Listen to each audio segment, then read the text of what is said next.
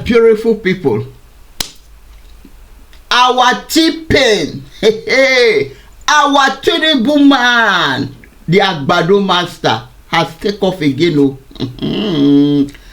As we are talking, Tinubu is in is it Saudi Arabia? Is in Saudi Arabia. Oh, they invited him Islam summit.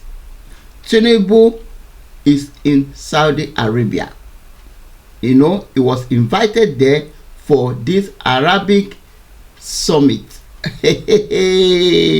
My beautiful people, Tinubu will be going up and down. Anyway, welcome back to my channel. If you are seeing me for the first time, my name is Joyce Anyanwu. Yes, please, thank you. First of all, thank you for all those that has been supporting me in this channel, watching my videos, dropping comment. You know, thank you very much. I really appreciate you. And if you know that you have been watching and you have not yet subscribed, please do me a favor by subscribing. Support your lady now. Support your lady by subscribing. Thank you very much. Anyway, I am here today with Arise, our favorite, you know, Arise analyst, the three men, the men, the ladies and gentlemen. Abati, Injidika be our morning show, you know, analysts. I'm here with them. We want to listen what they are going to talk about Tinubu in Saudi Arabia, what he's doing there, and what took him to that place.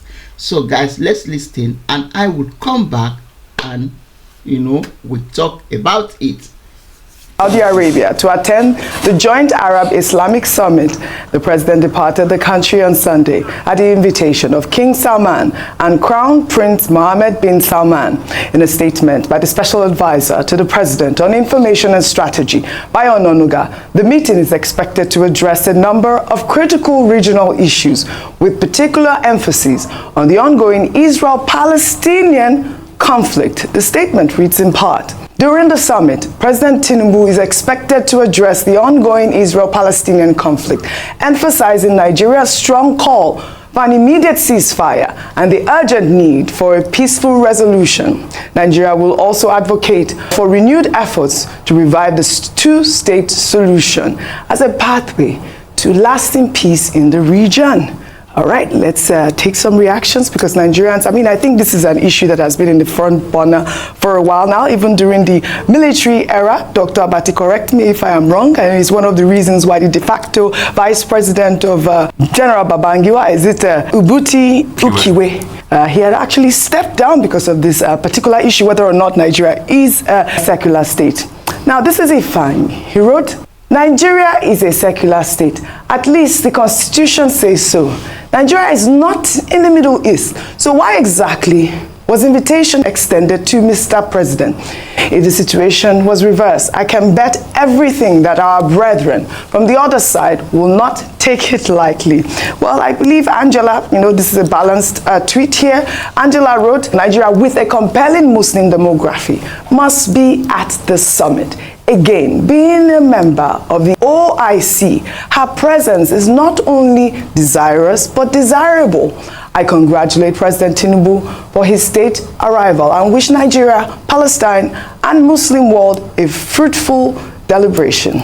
Well, there was another I believe, tweet that Bayo Onanuga had posted with President Bola Ahmed Tinubu's entourage there, if we can pull up that tweet. And then he had written that, you know, the president was received, I believe, by the deputy governor of Riyadh region. Also, you know, listed some reactions. Dr. Abati. What is on in diplomatic relations is that presidents are received by their equals. Yes. Or they are received by high-ranking members of the government. When we were in government, some of the people who received presidents were ministers, you know, ranking ministers. But for a deputy governor of a region to go and receive the president of Nigeria, there's probably a breach of protocol there. But that the call is for our Ministry of Foreign Affairs to have handled this better. But we don't know the ranking of that deputy governor of Riyadh. Now, that's number one. Number two is that the people who are saying, oh, Nigeria should not be part of an Arab Islamic summit. Well, we're back to 1986. Yeah. In 1986, when the Babangida administration decided to take us to the Organization of Islamic Cooperation, OIC, it was the same argument. People quoting Section 10 of the Constitution, which says that Nigeria, shall not adopt any religion as a state religion. However, the thing to realize is that in an emerging multipolar world, Africa is the last frontier. Many of these countries, whether it's from the Arab world, or it's Japan, or it's Iran, or it's the countries in Asia, or even Russia, they are looking for African countries in terms of cooperation. Now, the issue there, either in OIC or in the Arab Africa Summit, which President Tinubu attended, and now he's attending the Arab Islamic Summit, it's not about religion. It's about cooperation. In a world that is becoming digital, in a world where there are issues that tie us together as a common humanity, climate change, oil and gas, and all of that. So education, technology, healthcare, these are the things that they discuss at some of these fora. It's not that they are going there to go and promote Islamic religion or Christian religion. I think our people need to be properly educated in that regard. Number three, of course, is that the president is the chief foreign policy officer of the country. And that's why when he travels, people may complain about the frequency of the travels, about 29 times since he assumed office 19 months ago. But foreign policy is part of his assignment. And he had taken the step to reduce the objections by saying that he has reduced the size of his entourage. They're going to an Arab Islamic summit. I don't think they are going there with an agenda of religion. It's about cooperation. Right. And the world is cooperating. Even Russia is pledging total support to countries in Africa. It's not about anything other than trying to take advantage of whatever opportunities are available internationally. All right, Dr. Bati, you mentioned frequency. 29 times he's gone abroad. I mean, that is the frustration. When I look at reactions on social media, a lot of Nigerians have said, okay, please stay at home. There's huge insecurity in the land at this moment, and I saw a lot of reactions regarding that.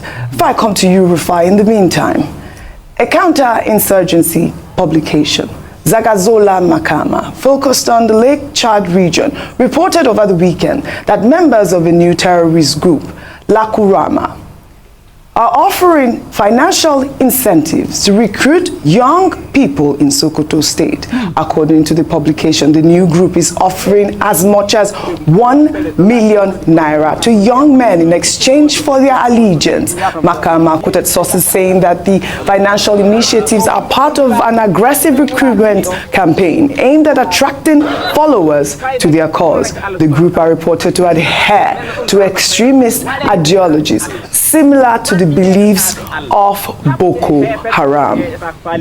Well, we know that over the weekend, the group had killed about 15 people in Kebbi State. Defense headquarters recently declared 9 suspected members of the group wanted. I believe the spokesperson, Edward Buba, had said that, the terrorists were from the Niger Republic, and they came from that time when there was that sort of disruption between Nigeria and Niger. Let me take a reaction with this story. This is from Chief Emmanuel, who wrote, "This development is deeply concerning and highlights an urgent need for a coordinated response to counter extremism in Nigeria's northwest. The Lakurawa group's tactic of offering substantial financial incentives to economically vulnerable youth in Sokoto directly targets those who may feel they have few options. This, combined with extremist ideology, poses a serious threat to stability in the region. The presence of individuals reportedly from Mali, Chad, Libya, Niger, and Burkina Faso indicates a transnational dimension to this group, transforming it into a regional security issue. Extremist groups like Lakurawa exploit local grievances such as economic hardship and lack of opportunities to attract recruits, often creating a dangerous sense of belonging for disenfranchised young people.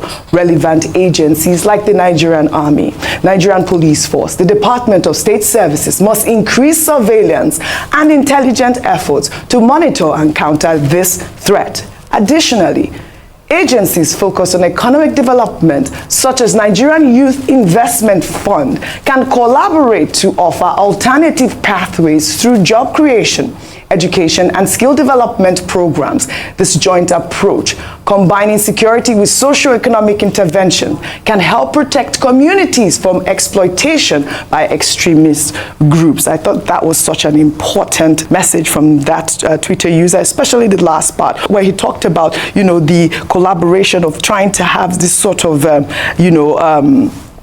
initiative where you can engage young people in skill work. Okay, so a couple of things. I'll merge two stories together. I mean, the great Ochaya, Okiwe, was apt in his rebuttal then. And Okiwe is one of those rare men in Nigeria that decided to say, power doesn't mean so much or the hand to me. If it does go in line with my convictions, I'll leave. And he left being, the number 2 man in this country, the great Ochaya. Truth is, it must get to a time, and let's dial back as regards the OIC. It started because of the Al-Hassa fire that happened when Muslim in Jerusalem and the Muslim region said, the Muslim country said, let's have a force, a speaking force. And they brought or they coupled a couple of these nations together, Muslim majority nations. Some African countries also joined. But my big question is, why is Africa constantly always being the one to carry the begging bowl around to join almost everything? Nigeria is a secular nation. Let's never forget that, and that's my argument. Yes, they might do a lot in terms of collaboration, trade, and partnership and all of that. But as the name implies, nations that have majority Muslims. And it looks as an optics that is not fair on the other people in Nigeria that are of other faiths. It's just like Nigeria joining the World Christian Association. There's an imbalance there. So please, let us also set that straight. And Africa should stop being a begging bowl. As regards President Tinubu and the vice, governor of the Riyadh region, this was the same Nigeria that when our prime minister went visiting Tafawa Balewa in the 60s in America, it was the vice president of America that came to receive him in the airport. Compare and contrast those time and now. It shows that Nigeria is losing something on the international scene. As regards this terrorist group, Oji, no respect. For this terrorist group to even bring out, say they want to give people 1 million naira, then there are people funding them. What has the government done to at first block the financial muscle of this group? For every bullet shot, people are buying those bullets. So the government should be able to come in with intelligence, NFIU and the likes to see who are those funding this group.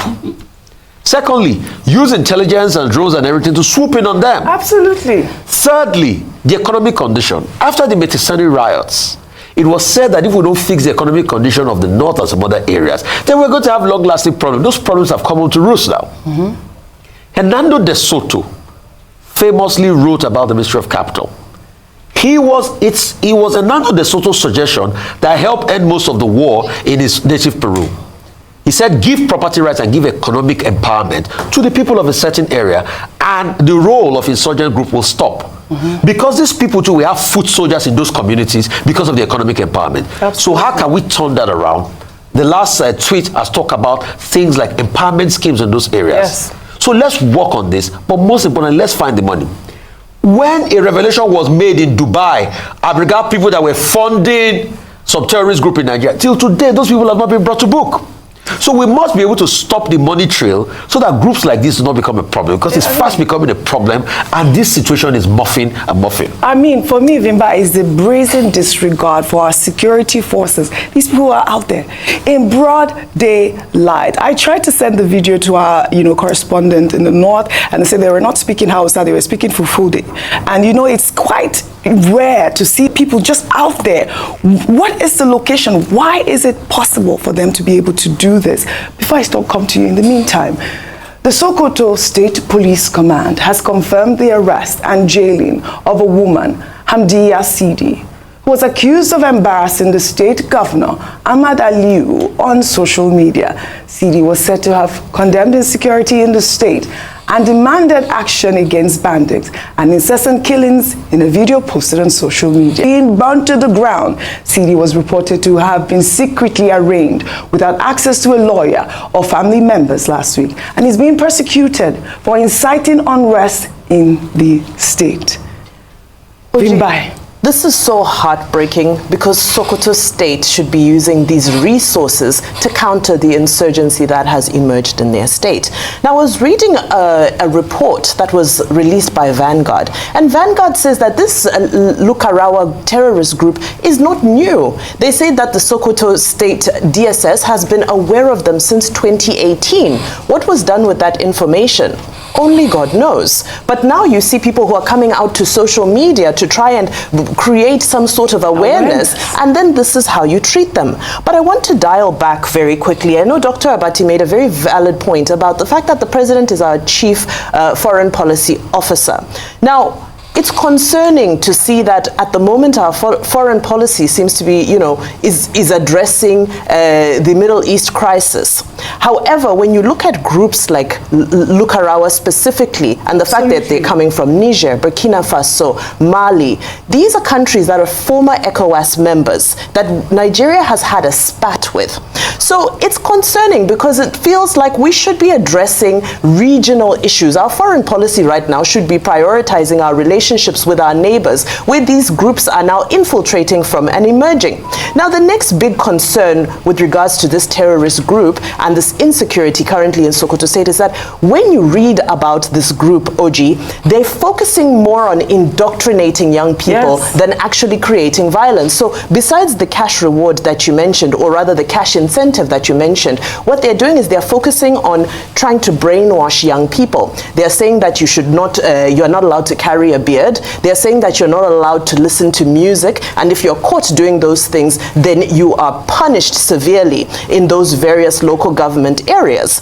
So this goes back, everything is connected. It still goes back to the issue we discussed last week. Young people who are arraigned for protesting are sent back to their villages, to their local government areas with 100,000 naira and smartphones. Well, now the terrorists are coming and saying, oh, okay, 100,000, we can do better. Give them 1 million.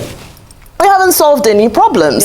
We haven't solved any problems. So in all of this, I know Saudi Arabia has launched a fund that they've pledged that they will invest $40 billion to sub-Saharan Africa in the next few years. So I understand the importance of Nigeria traveling abroad to engage with various people to try and attract much needed foreign investment. However, right now, our foreign policy direction looks like it needs to focus on our immediate neighbors to quell some of this. Absolutely. Well said. Two quick points. Well said. Very briefly. Now, even that foreign policy process is to be reviewed. That's what the experts are saying. The Afrocentric approach, the Father Christmas approach of our foreign policy. That's the big academic point there. Now, the two things that I would just like to put on the table. When Commodore Abitu Ikiwe left the Babangida administration, he didn't resign. He was removed. So that should be underscored. But the point is that he opposed Nigeria joining the Organization of Islamic Cooperation. That's the major Number point. two, another point of history, there was the Yom Kippur War in 1967. There was also the Yom Kippur War again in 1973. Now, Nigeria severed relationship with Israel in 1973. Now, what happened? When Nigeria under Babangida now joined OIC, Christians, so there was a lot of religious sentiment. Now, how will you turn against Israel, where we go for Christian pilgrimage, and you go and join OIC? So there was that religious sentiment at that time. And Nigeria did not restore relations with Israel until September 1992. So these are historical facts that may guide those who are saying this is about Islam. All right. Well, this new terrorist group, Lukarawa, I mean, it's an emerging story, and for them to compare it like the people from Boko Haram is just really, really scary. Where we've been talking about the fact that Boko Haram is almost decimated, and now we are seeing a new group forming now. Again, they said that they killed 15 people in Kebbi State over the weekend. May their souls rest in peace. Amen. where President-elect Donald Trump's victory at the recent polls continues to generate reactions as analysts from across the globe debate on some of Trump's campaign policies, which may have helped him secure his second term in office. The issue of transgender rights has been a major topic. In a video now circulating on social media, which was released last year, Trump vowed that if he was re-elected, he would punish doctors who provide gender-affirming care to minors, which he equated to child abuse and child sexual mutilation. Trump also stated that he would push for a federal law recognizing only two genders, male and female. Let's take a look before we come back for a discussion. On day one, I will revoke Joe Biden's cruel policies on so-called gender-affirming care. Ridiculous. A process that includes giving kids puberty blockers, mutating their physical appearance, and ultimately performing surgery on minor children. Can you believe this? I will sign a new executive order instructing every federal agency to cease all programs that promote the concept of sex and gender transition at any age. I will declare that any hospital or healthcare provider that participates in the chemical or physical mutilation of minor youth will no longer meet federal health and safety standards for Medicaid and Medicare and will be terminated from the program immediately. My Department of Education will inform states and school districts that if any teacher or school official suggests to a child that they could be trapped in the wrong body, they will be faced with severe consequences, including potential civil rights violations for sex discrimination and the elimination of federal funding. I will ask Congress to pass a bill establishing that the only genders recognized by the United States government are male and female, and they are assigned at birth. The bill will also make clear that Title IX prohibits men from participating in women's sports. No serious country should be telling its children that they were born with the wrong gender, a concept that was never heard of in all of human history. Nobody's ever heard of this, what's happening today. All right, Vimbai. I mean, he definitely appealed to a nuclear family. Definitely, you would hear that and you would say absolutely yes. You know, this is one of my biggest issues, this transgender rights as well. If you're trying to impose your transgender rights on other people, especially children, like we discussed, it's one of my biggest issues. But we also had a video, before I come to you, of Kamala Harris, you know, when she invited, you know, members of TV series Square Eye to the White House back in June. Here is that video as we discussed. If you can pull up that video, you see, this is one of the reasons that she probably lost the election. Go ahead, Vimbai. All right. Well, first of all, this is illegal in Nigeria and several other African countries, which is actually, you know, same-sex relationships. However, the reason why a lot of people resonated with Trump's messaging is because American culture influences heavily what happens with global culture. Whatever is popular in America is ultimately passed on to the rest of the world. For example, now you cannot watch Netflix, YouTube, you can't watch cartoons without seeing some form of LGBTQ representation. Now, adults who are in countries where this is legal are absolutely free to exercise their rights. That's not our business. My concern is when we are now bringing children into this conversation. And I bring this conversation home by saying, of course, I'm not at liberty to name names, but there is a school, or rather there's a number of schools here in this Nigeria who sent questionnaires home to primary students. Questionnaires asking them, which gender do you feel you are? Do you think you're more this or do you think you're that? What do you want to identify as?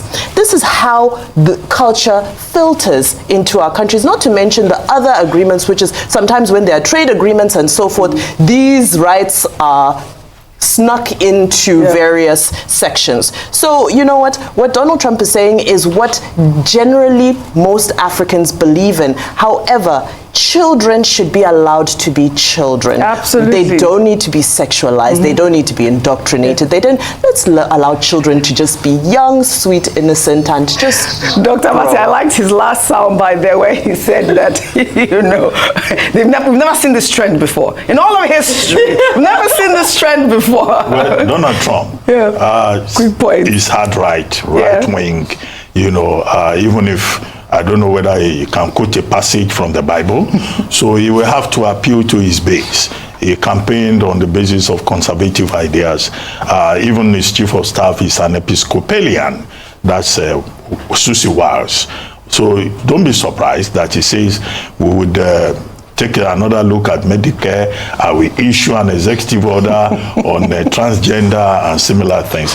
He would want to strengthen his base continuously. But the big issue in America for Trump, and we hope that he will begin to focus on that very quickly, is the economy. Even the Democrats have admitted that perhaps he won because of his programs about economy. He wants to put 20% tariff on the global imports. He is going to put 60% to 100% tariffs on imports. He is going to cancel AGUA, you know, for African and other countries. He is going to do a lot of things to undocumented immigrants about cartel. That is creating global uncertainty. And the implications of all of that, you know, it will not just be domestic, it will be global. Rufai, quick point. So for me, and this is my ideology as regards things like this, I'm an African first. I uphold African values. And there are lots of things that are done in America that doesn't seep through our values. They can use their media ecosystem to push all these things, but it doesn't come near our own African values. And that's why we should constantly bolster our African values. But the hypocrisy of Trump, this is not me talking. This is the Telegraph newspaper, reputable newspaper, so go and argue with the Telegraph. The Trump administration, this on the 17th of October 2024, the Trump administration signed off on sex change surgeries for transgender prisoners, according to reports. Officials in the Department of Justice gave the green light to the procedures and also included hormone therapy and hair removal in 2018, while Donald Trump was in the White House. The New York Times reported. Well, like Rufai said, those are adults. Right? Trump is perpetually reversing. People, welcome back to my channel. Yes, we have heard and we have watched. The only person that I really always want to listen to his own opinion is Rufai.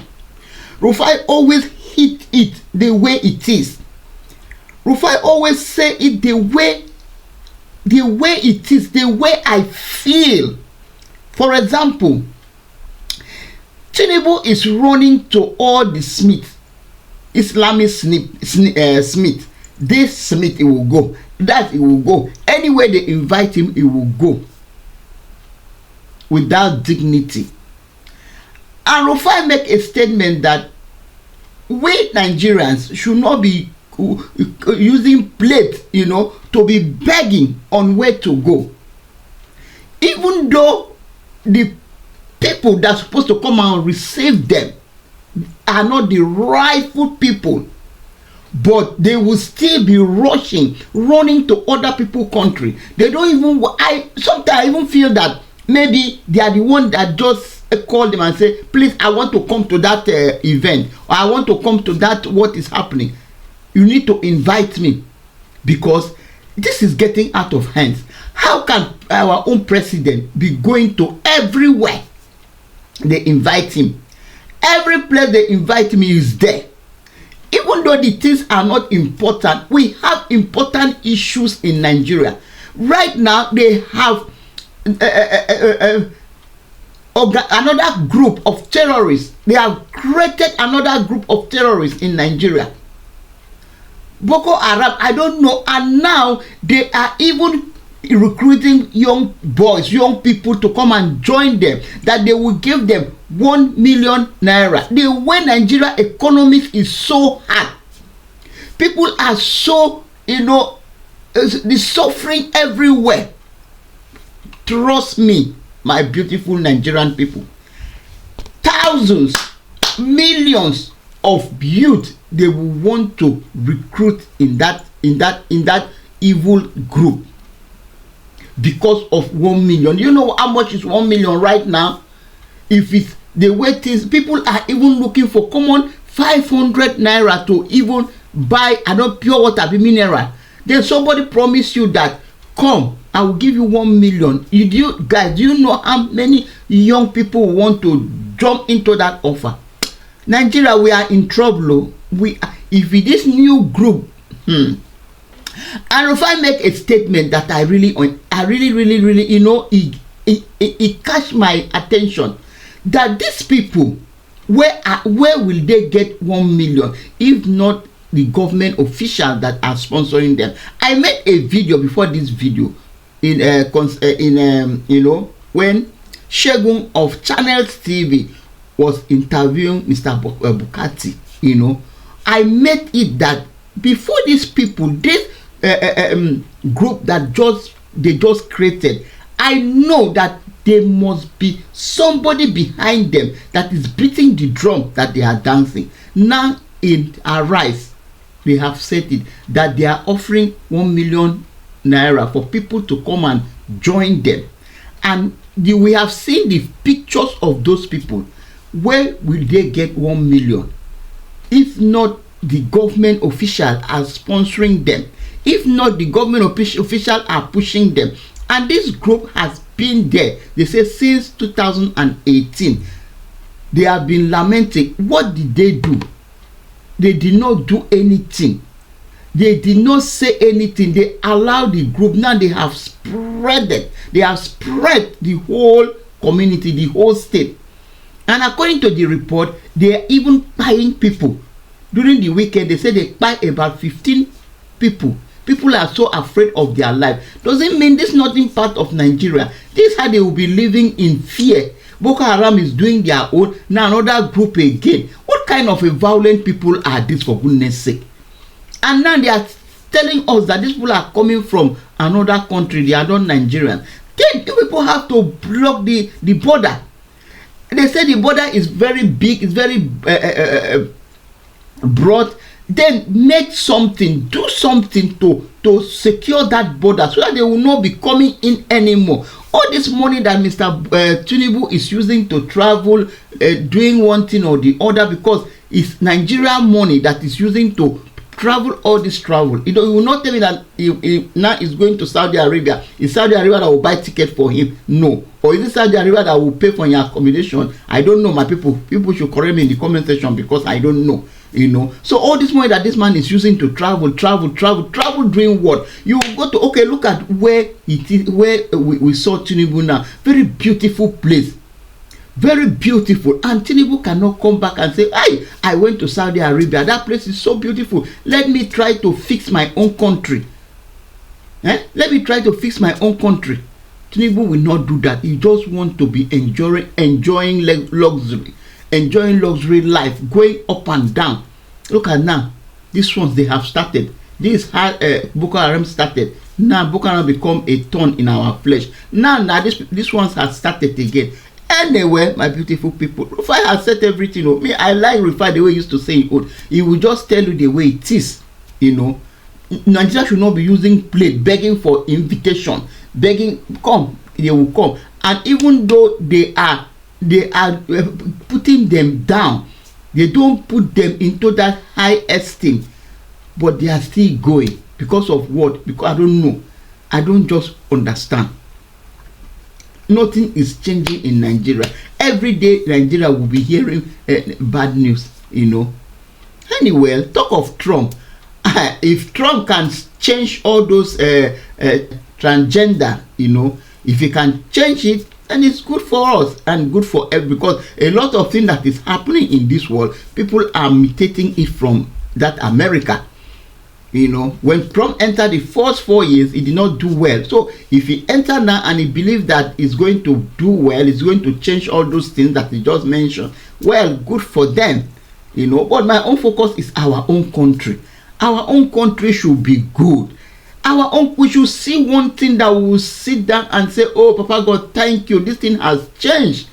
Our own country Nigeria have to be, you know, right now Nigeria is nothing. You cannot even travel with Nigerian passport. You travel Nigeria passport, the way they will screen that passport like if you are a criminal that just I don't understand. So that is my own point. I just want Nigeria to be better. Let things change. Things are getting worse every day in Nigeria. We are suffering of hunger. We are suffering of bad road. A lot of things, poverty, hardship. Now again, new terrorists. A group of new terrorists now again. Anyway, my beautiful people, I've said it all. Though. If you have anything to say, please drop in the comment section. Thank you very much. If you have watched to this time, please guys subscribe to my channel. Click at the notification bell so that whenever I post a video, you will be the first to be notified. Thank you, and I will see you guys in my next one. Bye.